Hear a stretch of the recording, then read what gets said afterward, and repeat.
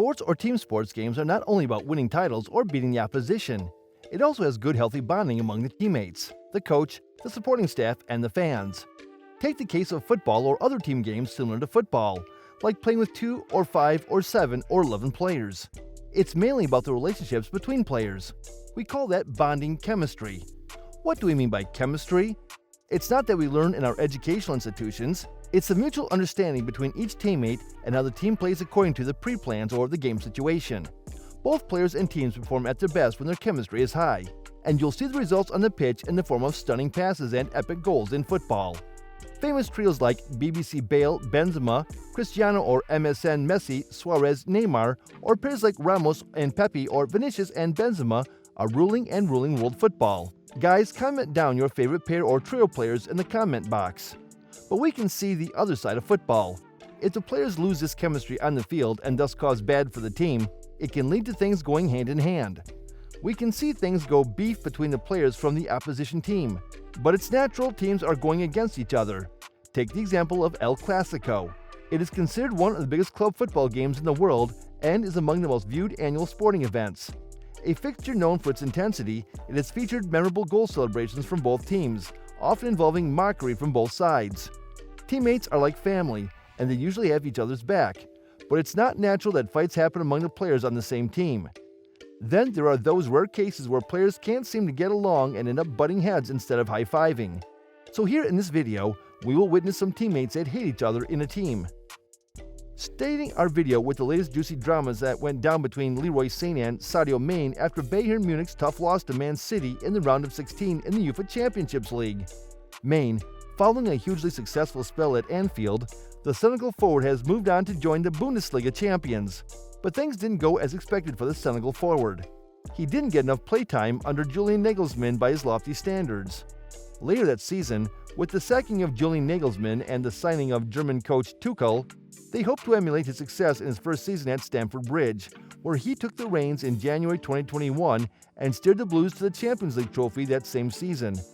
His Chelsea side defeated Manchester City in the 2021 final, and by coincidence, Bayern now faces Pep Guardiola's team in the quarterfinals of this year's competition, which made the result not favoring his side.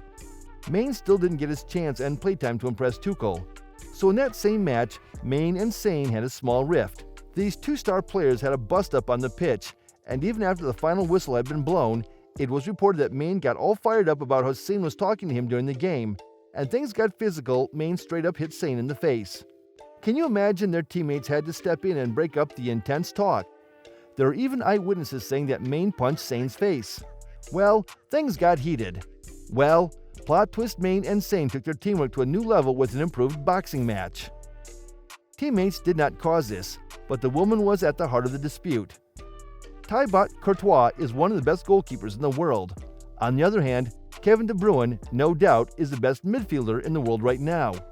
Both are teammates and play for their national Belgium team. But their controversy arrived when Kevin's girlfriend cheated on him for Courtois. Courtois and Kevin were best friends before the incident happened. Kevin's girlfriend, Caroline Lehmann, slept with Courtois, which was when Kevin and Courtois were not seen as friends anymore. Caroline admitted that she cheated on his boyfriend and slept with Courtois when she met him in Madrid. She also admitted that Courtois gave her the best emotional treatment ever. She told Kevin cheated on her first, and she took the revenge. This incident was why Kevin lost his form at Chelsea FC, as both Courtois and Kevin were playing for Chelsea then. Kevin moved to Manchester City because he didn't want to decrease the club's fame just because of his former best friend. Now Kevin is married to his wife Michelle Lacroix and has a son, Mason Million De Bruyne. However, now it's Michelle Gerzig, an Israeli model and influencer who has been floating in love with Thibaut Courtois for about 2 years. Moving to France, there appears to be a major clash of egos between Mbappe and Neymar, a two-star players who is not exactly seeing eye to eye.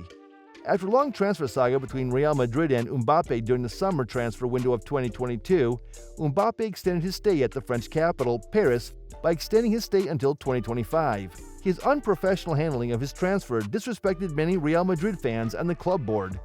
Since extending his stay at PSG, he was given not only the role of a player, but also taking the rights of sporting director. Can you imagine a player taking the role of a sporting director?